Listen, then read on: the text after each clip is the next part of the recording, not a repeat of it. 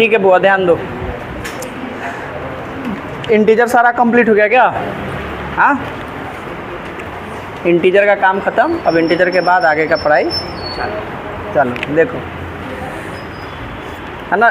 सारे नंबर हो गए उसमें। रियल नंबर में आप क्या क्या पढ़े हो? अभी आप पढ़े हो, देखो सबसे पहले पढ़ाई हुआ रियल नंबर क्या, उसके बाद रियल नंबर दो तरह का पढ़े। एक आप पढ़े इमेजिनरी, सॉरी एक पढ़े आप रेशनल नंबर और दूसरा इरेशनल। दूसरा क्या पढ़े? इरेशनल। इरेशनल यानी इरेशनल यानी कि परिमेय, ठीक है। और इरेशनल माने अपरिमेय, ठीक है। ये पढ़े थे, इसके आगे नहीं पढ़ना है। रेशनल में आप पढ़े थे कि ये दो तरह का होता है, एक फ्रैक्शन होता है और इसी में एक आता है इंटीजर। इंटीजर माने पूर्णांक संख्या। इंटीजर माने क्या? पूर्णांक संख्या। फ्रैक्शन माने क्या? भिन्न, है ना, बटा वाली बात, जो बटा में रहता है नंबर अपॉन में वो। इसके बाद फ्रैक्शन में आपको ज़्यादा पढ़ना है, सॉरी इंटीजर में पढ़ना है। तो इंटीजर में आप पढ़े कि कितने तरह के इंटीजर? तीन तरह के। एक तो हो गया जीरो, एक हो गया निगेटिव और एक क्या हो जाएगा? पॉजिटिव। कितने तरह के? तीन, जीरो, निगेटिव एंड पॉजिटिव, ठीक है। क्या क्या? एक ज़ीरो, एक निगेटिव और एक पॉजिटिव। जीरो और निगेटिव में तो नहीं पढ़ना है, लेकिन पॉजिटिव वाले में आप क्या क्या पढ़े? इसमें पढ़े आप होल नंबर। देखो जीरो से यहाँ से गिनाता है तो जीरो भी गिना जाएगा। इसमें आप एक होल यानी पूर्ण संख्या पढ़े। क्या? पूर्ण संख्या सभी पॉजिटिव नंबर होते हैं और एक नंबर जीरो भी है जो पूर्ण संख्या में आएगा, होल नंबर में। इसी में आप पढ़े नेचुरल नंबर। नेचुरल यानी कि प्राकृत संख्या। ये होल नंबर कहाँ से स्टार्ट होता है? ज़ीरो से। 0 1 2 3 4 5 6 7 8 9 10 अनगिनत। और नेचुरल का क्या गिने? एक से गिनाएगा 1 2 3 4 5 6 7 8 9। अरे तुम लोग को जो काम मिला है वो तो पूरा कर लो, 2 घंटा तुरंत निकल जाएंगे और घर चले जाओगे। तो नेचुरल में क्या आता है? एक से लेकर इनफाइनाइट। इसके बाद इसी में आप पढ़े क्या? इसी में इवन पढ़े, सम, दो का टेबल आएगा। इसी में आप पढ़े ओड, विषम, जो दो का टेबल नहीं है, 1 3 5 7 9 11 13 15 17 19 21 23 25 27 29 31 ऐसे वाले नंबर, ठीक है। इसमें क्या आएगा? 2 4 6 8 10 12 14 16 18 20 22 24 26 28 30 32 34 36 37 38 40 42 इस तरह के नंबर। दो का लास्ट में, इस जितने भी इवन नंबर है लास्ट में क्या आएगा? 0 आएगा, 2 आएगा, 4 आएगा, 6 आएगा, 8 आएगा, ये सब नंबर आता रहेगा लास्ट में, तो समझ लो इवन नंबर। और जिसके लास्ट में 1 3 5 7 आवे बार बार, 1 3 5 7 9 आवे तो वो ओड आएगा। तो ये सब पढ़ लिए थे। इसके बाद क्या पढ़े थे? इसके बाद पढ़े थे प्राइम। प्राइम के बाद पढ़े थे कंपोजिट। एक प्राइम पढ़े थे, प्राइम के बाद क्या पढ़े थे? कंपोजिट। एक प्राइम पढ़े थे, कंपोजिट पढ़े थे। क्या? प्राइम और कंपोजिट। प्राइम और कंपोजिट, यही ना। प्राइम में आप पढ़े थे 2 3 5 7 11 13 ये सब।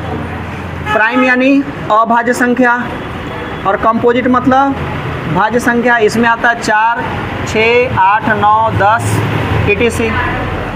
प्राइम नंबर किसको कहेंगे? एक का टेबल में आए और अपने आप के टेबल में।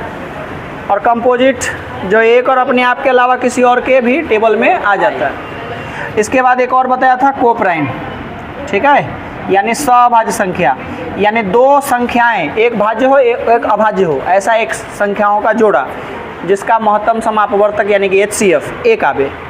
जिन दो संख्याओं का महत्तम समापवर्तक यानी कि HCF एक आवे उसी को क्या कहते हैं? को प्राइम नंबर। तो ये सारा पढ़ाई हो चुका है क्या? इसके आगे हमें पढ़ना है, हमें यहाँ पढ़ना है प्राइम नंबर। कोई दिक्कत? कपड़ा कहाँ रख दिया? क्या पढ़ना है? Rational number. रेशनल नंबर को हिंदी में क्या बोलते हैं? परिमेय संख्या। इसको और नीचे लिखते हैं परिमेय संख्या। परिमेय संख्या। अब सवाल है कि रेशनल नंबर क्या होता है, ठीक है। तो रेशनल नंबर क्या है, द फॉर्म ऑफ है ना, the form of P upon Q, the form of है ना। अब ऐसे भी लिख सकते हो, a number which can be a number which can be written है ना, written as या written in the form of है ना P upon Q. A number which can be written in the form of P upon Q is called rational number. Is called rational number. A number which can be written in the form of P upon Q is called rational number where P and Q are integer. P and Q are integer and Q not is equal to 0. P और Q क्या होना चाहिए, ऊपर और नीचे के जो number है उसको P बोलते हैं और नीचे वाले नंबर को Q बोलते हैं। काहे बोलते हैं, तो आपको P और Q पसंद नहीं है तो आप A और B ले लो, क्योंकि जो रेशनल नंबर है उसमें क्या होता है, एक रेशनल नंबर जो है उसके ऊपर माने एक नंबर होता है जिसमें ऊपर वाला नंबर इंटीजर, नीचे वाला भी नंबर इंटीजर, तो दोनों इंटीजर को कुछ ना कुछ हम कहेंगे ना। तो जब तक हमें मालूम नहीं कि इंटीजर कौन सा है, कुछ भी इंटीजर हो सकता है, इंटीजर में बहुत सारे संख्या है, तो हम उसके लिए एक सिंबल ले लेते हैं कि ऊपर वाले इंटीजर को हम P बोलेंगे, नीचे वाले इंटीजर को Q। आप चाहो तो ऊपर वाले इंटीजर को A बोल सकते हो, नीचे वाले इंटीजर को B। आप चाहो तो ऊपर वाले इंटीजर को X बोल सकते हो, नीचे वाले इंटीजर को Y। और सवाल है काहे बोलेंगे ये सब नंबर, सीधे सीधे बोल दीजिए ना एग्जाम्पल। तो एग्जाम्पल तो हम बहुत सारे दे देंगे, लेकिन अगर हम किसी नंबर को शॉर्टकट में दिखाएं कि एक फार्मूला दिखा दे, एक फॉर्म दिखा दे और इसी फॉर्म से समझ जाए कि इसमें जितना मर्जी उतना नंबर बना ले, तो इसके लिए तब तक के लिए हम लोग मान लेते हैं कि P एक नंबर है, एक इंटीजर है, और Q एक इंटीजर है। तो P और Q का बटा में लिखना रेशनल नंबर होगा। ध्यान रखने वाली बात है कि इंटीजर में एक जीरो भी एक इंटीजर आता है, तो सारे इंटीजर ऊपर कैसा भी इंटीजर होगा चलेगा, लेकिन नीचे के इंटीजर जीरो नहीं होना चाहिए। ठीक है, फिर बताता हूँ आपको, पहले हिंदी में डेफिनेशन लिख दो। देखो है ना, परिमेय संख्या क्या होता है, क्या बोलेंगे परिमेय संख्या के बारे में, तो वे संख्याएं जिसे P अपॉन Q के रूप में लिखा जा सकता है, P अपॉन Q के रूप में लिखा जा सकता है। ठीक है, वे संख्याएं जिसे P अपॉन Q के रूप में लिखा जा सकता है परिमेय संख्या कहते हैं। क्या कहते हैं, परिमेय संख्या। जहाँ P Q पूर्णांक तथा Q नहीं के बराबर 0 हो। ठीक है, अब यहाँ ध्यान से समझने वाली बात है। देखो एग्जाम्पल लेते हैं, अगर हम लिखते हैं 3/5, ठीक है, तो 3 क्या है, इंटीजर है। 3 क्या है, इंटीजर है, और 5 क्या है, इंटीजर है। ऊपर के नंबर इंटीजर है, नीचे के नंबर इंटीजर है, और दोनों को बटा में लिख दिए तो 3/5 हो गया। तो बटा में इस तरह के नंबर मिलेंगे, तो इसलिए इसे हम क्या कहते हैं, रेशनल नंबर। अगर इंटीजर बटे इंटीजर हो तो उसी को हम रेशनल नंबर कहते हैं, परिमेय संख्या कहते हैं, परिमेय संख्या कहते हैं। रेशनल जो वर्ड है इसमें, रेशनल, इस वर्ड को अगर आप तोड़ते हो तो रेशनल का मतलब क्या होता है, रेशनल का मतलब होता है रेशियो, और रेशियो का मतलब होता है अनुपात। रेशियो माने अनुपात, और ये अनुपात कैसा होगा, ये अनुपात कैसा होगा, तो ये अनुपात होगा है ना इंटीजर का। ठीक है, तो हम इसको ऐसे भी बोल सकते हैं रेशियो ऑफ 2 इंटीजर। ठीक है, या ratio of integers, ratio of integers यानी पूर्णांक संख्याओं का अनुपात, पूर्णांक संख्याओं का अनुपात, पूर्णांक संख्याओं का अनुपात। तो हम ये बोल सकते हैं ना कि पूर्णांक संख्याओं का अनुपात भी क्या है, परिमेय संख्या है। समझ में आ रहा है बात? पूर्णांक संख्याओं का अनुपात भी क्या है, परिमेय संख्या। आपको सवाल फिलअप्स में ऐसे डाल देगा कि है ना, पूर्णांक संख्याओं के अनुपात को डैश कहते हैं, है ना, यानी ratio of integers is called dash. अब उसमें भरिए डैश नंबर, कौन सा नंबर, तो रेशनल नंबर। आ रही बात समझ में? तो ये ऐसा भी हम इस चीज़ को समझ सकते हैं, ठीक है, कोई दिक्कत बोलना। इसी तरह एक और एग्जांपल ले लेते हैं, 4/3। तो 4 क्या है, इंटीजर है। 4 क्या है, इंटीजर है। इंटीजर माने पूर्णांक, इसमें इंग्लिश लिखा हूँ, इसमें हिंदी लिख देता हूँ। 4 क्या है, पूर्णांक संख्या। 3 क्या है, पूर्णांक संख्या। दोनों का रेशियो ले लिए तो 4/3, 4/3, है ना। रेशियो ऐसे लिखते हैं, इसी चीज़ को हम ऐसे भी लिख सकते हैं। समझ में आ रहा है बात? ये जो रेशियो का है, इसी चीज़ को हम ऐसे लिख सकते हैं। और ये 4/3 पूर्णांक संख्या बटे पूर्णांक संख्या, पूर्णांक संख्या बटे पूर्णांक संख्या, यानी रूप कैसा है, तो P/Q का है। ये P का मान यहाँ पे 4 हो गया, Q का मान यहाँ पे 3 हो गया। यहाँ पे P का मान 3, P का मान 5, Q का मान 5, ठीक है। मतलब P/Q एक फॉर्मूला है, इस फॉर्मूला से अनगिनत परिमेय संख्या निकाल सकते हो। दुनिया का कोई भी परिमेय संख्या इसी रूप में मिलेगा, बटा में P/Q, P/Q। कुछ नंबर ऊपर रहेगा, कुछ नंबर नीचे रहेगा, ऐसे ही मिलेगा। समझ आई बात? तो ये P/Q है, ठीक है, इसलिए ये रेशनल नंबर है। ये परिमेय संख्या है, तो आंसर होगा हाँ है, ठीक है। ये एग्जाम्पल 1 हुआ, ये एग्जाम्पल 2 हुआ, ठीक है। समझ में आ रहा है? बताओ। तीसरा हम समझते हैं। जैसे मान लो कोई कहता है कि क्या 3 एक रेशनल नंबर है, तो जो जरा सोचो, 3 को हम 3/1 के रूप में लिख सकते हैं, लिख सकते हैं कि नहीं? 3 मतलब 3/1 लिख सकते हैं, तो 3/1 लिख सकते हैं, यानी कि P/Q हो गया ना। P माने इंटीजर, इंटीजर का वैल्यू 3, Q माने इंटीजर, Q माने पूर्णांक संख्या, उसका वैल्यू 1 है ना, सही। तो P/Q, तो ये भी परिमेय संख्या यानी रेशनल नंबर है। ये भी परिमेय संख्या रेशनल नंबर में आएगा, ये भी गिनती में आ रहा है, ठीक है।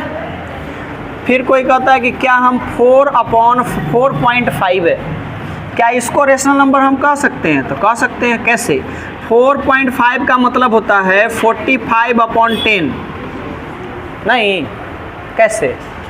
एक डेसिमल अंक है, डेसिमल के बाद एक अंक है मतलब 10, डेसिमल के बाद 2 अंक है मतलब 100।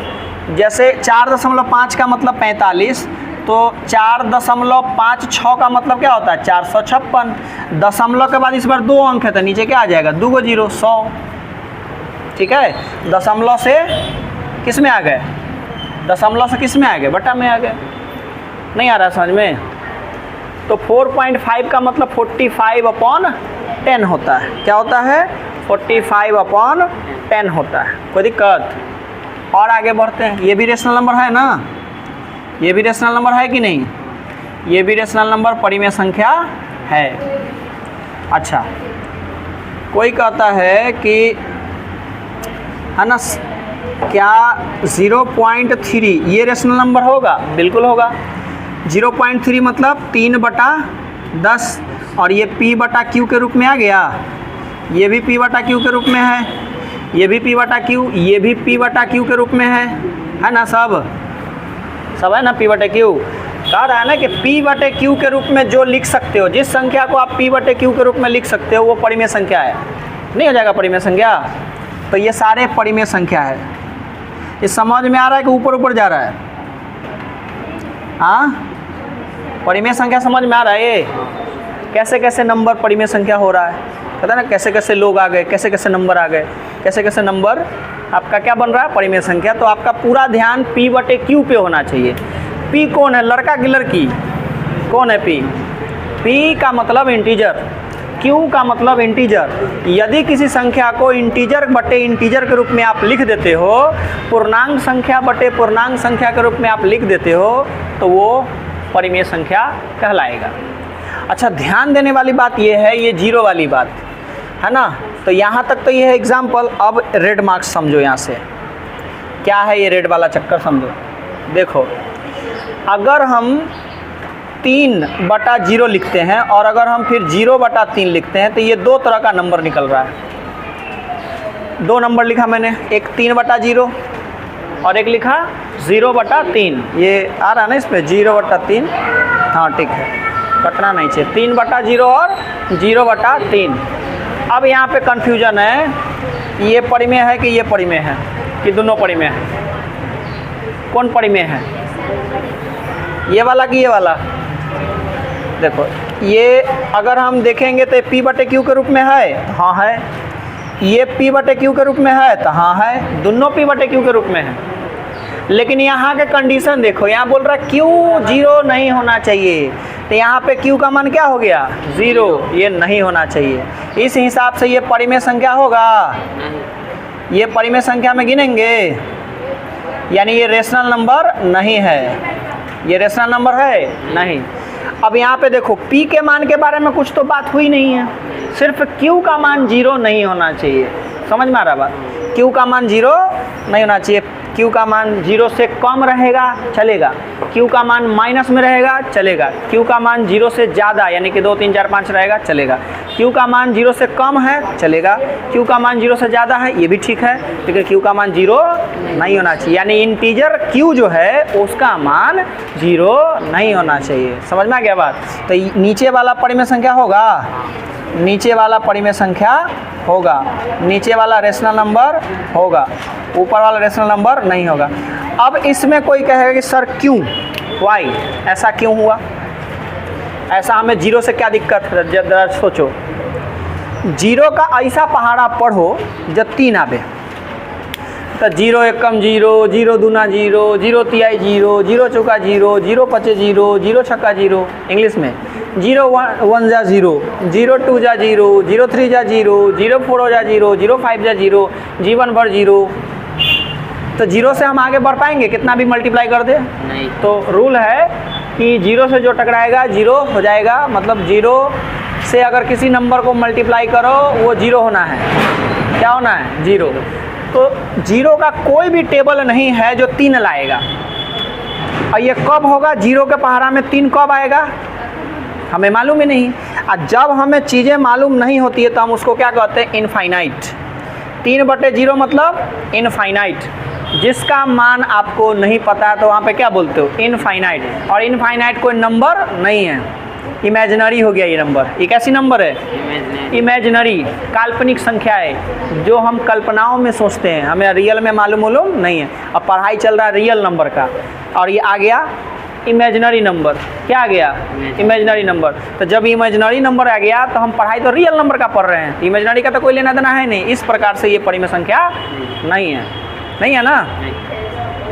0 में 3 से भाग देना, ये नीचे वाला 3 से 0 को भाग देना। 3 का कौन सा पहाड़ा पढ़ोगे 0 आ जाएगा। तो 3 का पहाड़ा 1 मरतबे पढ़ते हैं तो 3 आता है, 2 मरतबे पढ़ते हैं तो 6 आता है। तो इधर आगे बढ़ गए, हमें 0 लाना है तो 3 का पहाड़ा 0 मरतबे पढ़ देंगे, 3 0 जा 0। 3 के पहाड़ा -1 मरतबे पढ़ेंगे तो -3 आएगा, -2 मरतबे पढ़ेंगे -6 आएगा। तो हमें 3 का पहाड़ा 0 मरतबे पढ़ना है, तो 3 से 0 को भाग दोगे तो भागफल कितना आएगा? 0। ध्यान दो, 3 को अगर हम 0 से भाग देते हैं, देखो 0 को 3 से भाग देते हैं, उल्टा बोला गया क्या? 0 को 3 से भाग देते हैं तो आंसर कितना आता है? 0। और 0 एक परिमेय संख्या है। 0 क्या है? यहाँ तक कोई दिक्कत? हाँ, परिमेय संख्या सबको समझ में आ गया कि परिमेय संख्या कौन है कौन नहीं है। हाँ, अब इसमें कुछ और कंडीशन समझ लेते हैं। एक आखिरी कंडीशन एक आखिरी और समझ लीजिए। देखिए कंडीशन क्या है? कंडीशन यानी कि शर्त क्या है? कुछ शर्तें हैं जिस पे आपको ध्यान रखने हैं। किस बात की ये शर्तें हैं? तो ये शर्तें हैं परिमेय संख्या नहीं होने का। ठीक है, पहला शर्त परिमेय संख्या नहीं होने का पहला शर्त ये है कि नंबर रूट में नहीं होना चाहिए। किस में नहीं होना चाहिए? नंबर किस में नहीं होना चाहिए?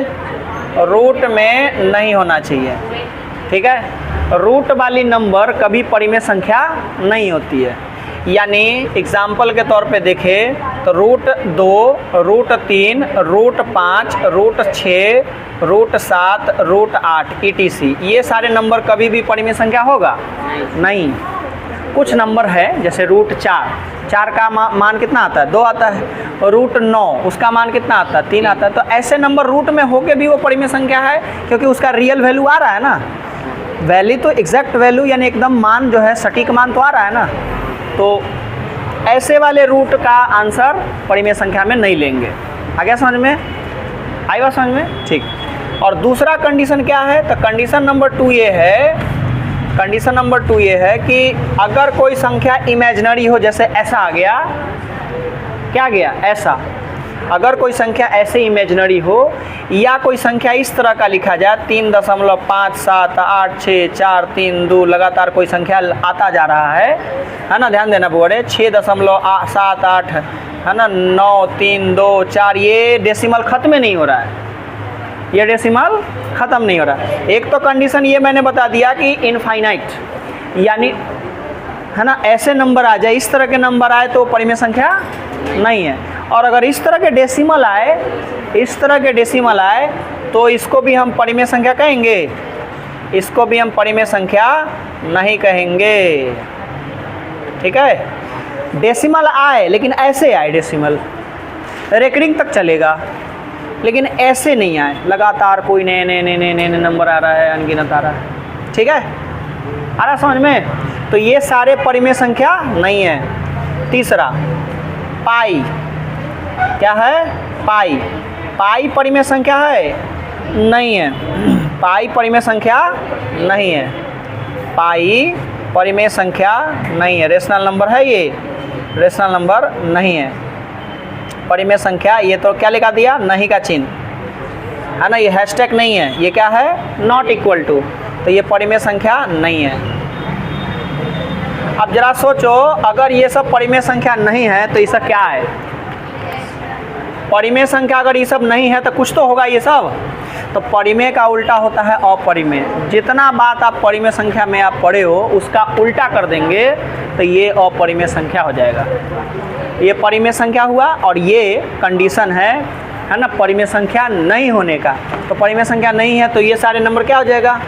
अपरिमेय। और ये जो इनफाइनाइट वाला जो बात है, ये ना परिमेय है ना अपरिमेय है, वो सीधे इमेजिनरी है, रियल नंबर ही नहीं है। समझ में आ गया बात? यहाँ तक कोई सवाल, कोई दिक्कत? तो अब आप इसको नोट कर लीजिए। ठीक है, नोट कर लीजिए, ऑनलाइन भी नोट सब कर लेंगे।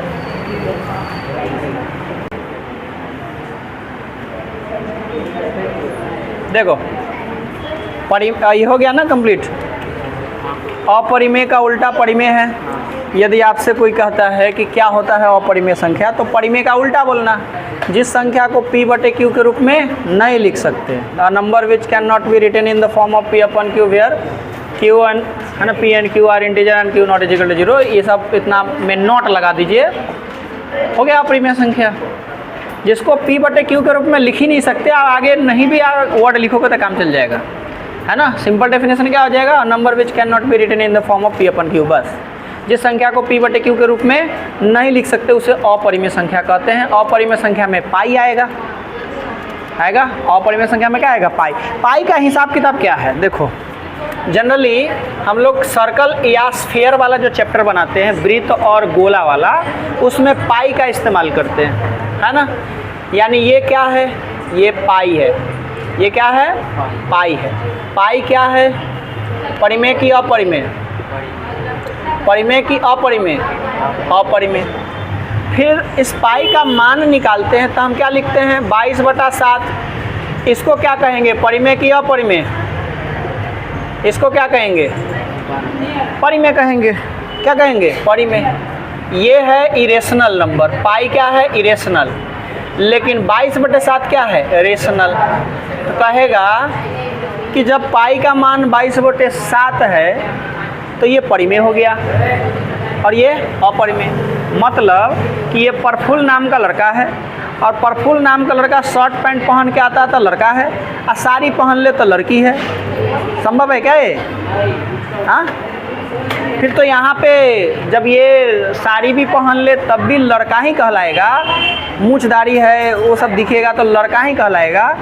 तो फिर इसके रूप बदलने से ये लड़का से लड़की नहीं हुआ, तो इसके रूप बदलने से ये क्यों चेंज हो गया?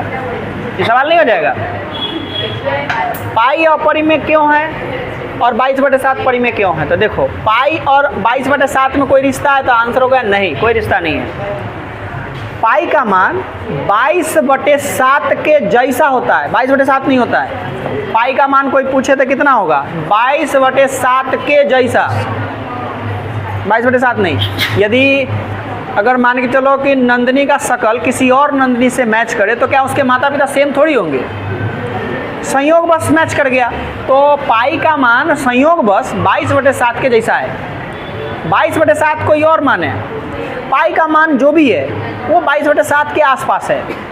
तो वो डेसिमल में पाई का मान निकलता है और वो नंबर इरेशनल है लगातार। पाई का जो वैल्यू होता है, पाई का रियल वाला जो वैल्यू होता है वो 3.14, ये अनगिनत, यहाँ पे ये नंबर लगातार बढ़ते रहेंगे, है ना। 2, 8, 7, 5, 6 कुछ आते रहेंगे इसमें, ये कभी ख़त्म नहीं होगा। लेकिन इसको अगर दशमलव को अगर हम तोड़ें तो ये 22/7 के आसपास होता है, इसीलिए पाई का मान 22/7 इस्तेमाल करते हैं। इसका ये मतलब नहीं कि पाई का मान 22/7 है। अगर आप भाड़े के कमरे पे रहते हो तो इसका ये मतलब नहीं कि कमरा आपका है, मकान आपका है। बस जब तक है तब तक भाड़ा दे रहे हो, और आप भाड़ा दे रहे हो तब तक आप कमरे में रह रहे हो। उसी तरह पाई का मान जब तक 3.14 22/7 के जैसा आ रहा है तब तक के लिए हम यूज़ करते हैं, बस, और कुछ नहीं। तो इसलिए पाई एक अलग संख्या है। पाई का मान, है ना, 22/7 नहीं होता है, 22/7 के जैसा होता है। इसके लिए 22/7 अलग नंबर है और पाई अलग नंबर है। पाई अपरिमेय है, इरेशनल है, और 22/7 परिमेय संख्या है। इसमें कन्फ्यूजन नहीं रखना। अब रूट का खेल, √2 परिमेय है, √2 परिमेय है नहीं है तो अपरिमेय है। √3 परिमेय है तो अपरिमेय है। √4 परिमेय है क्योंकि √4 माने 2।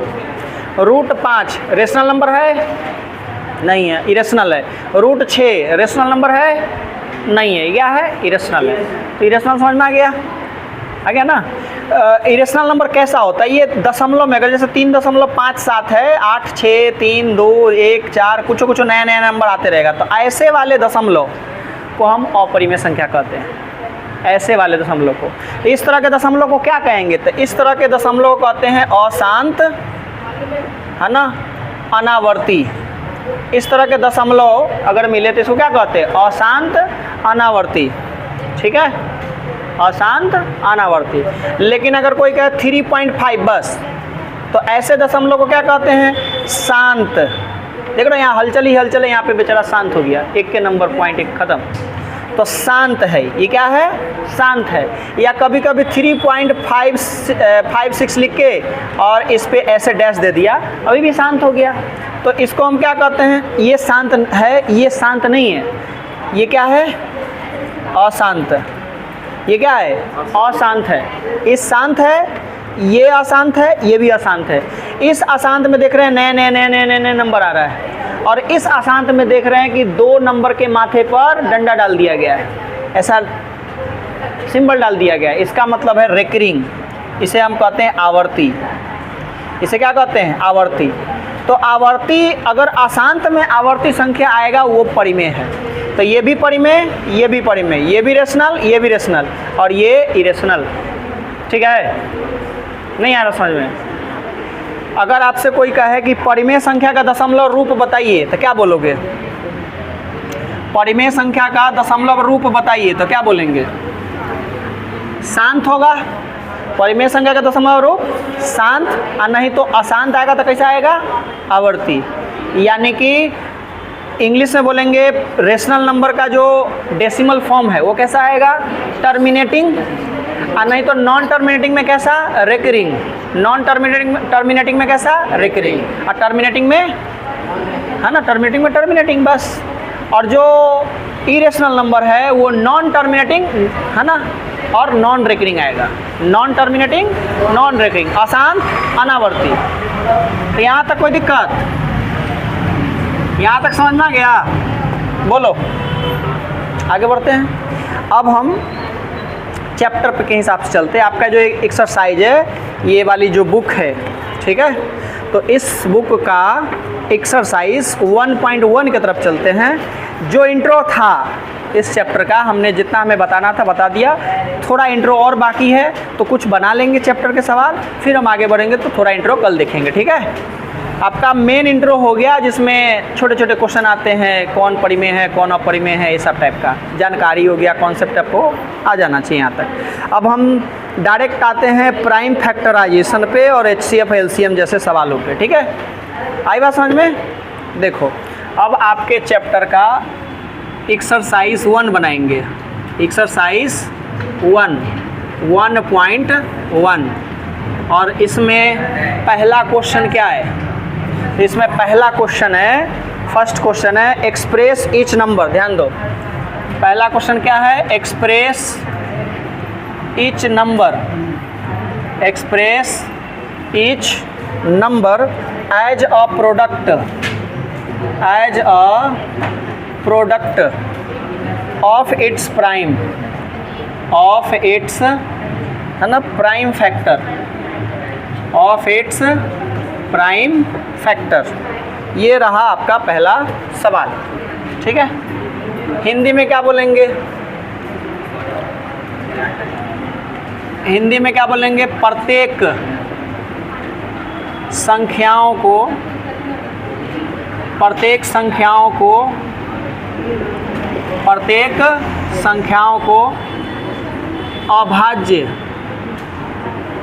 गुणनखंड, अभाज्य गुणनखंड के गुणनफल के रूप में व्यक्त करे, रूप में व्यक्त करे। ये हो गया आपका सवाल, ठीक है। ये आपका सवाल है, जिसमें पहला सवाल है 140 है। पहला क्या है? 140 है, ठीक है। दूसरा सवाल इसी में क्या है? 156 है, 156। तीसरा सवाल इसी में क्या है? 3825। और चौथा सवाल क्या है? 5005।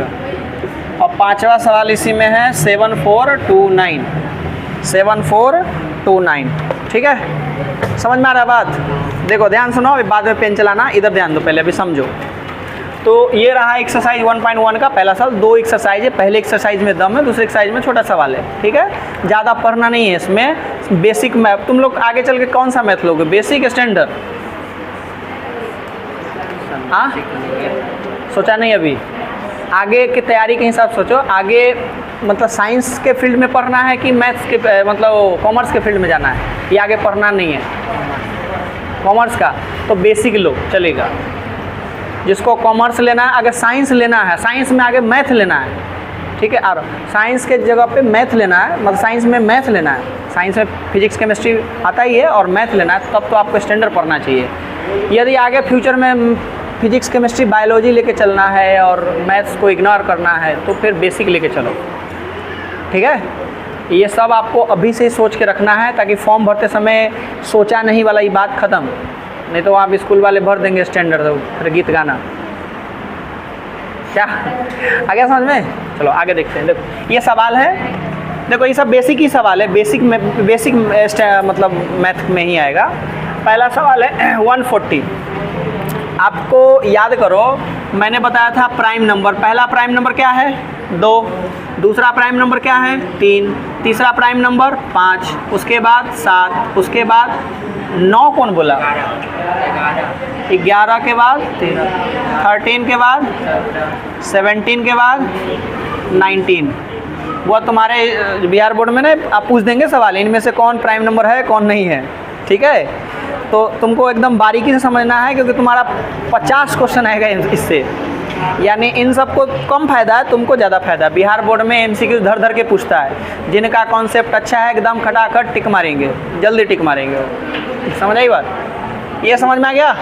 तो आपको इतना परिमेय संख्या है है ना, एक आध गो और बढ़ जाएगा आपको 23, सॉरी परिमेय कहते हैं ये क्या है, प्राइम अभाज्य संख्या। इन अभाज्य संख्या से ये सब कटेगा, इन्हीं में से किसी से। तो कोई भी बच्चा 2, 3, 5, 7 तक कैलकुलेशन करता है, इसके आगे करता ही नहीं है, इसके आगे ये सब है।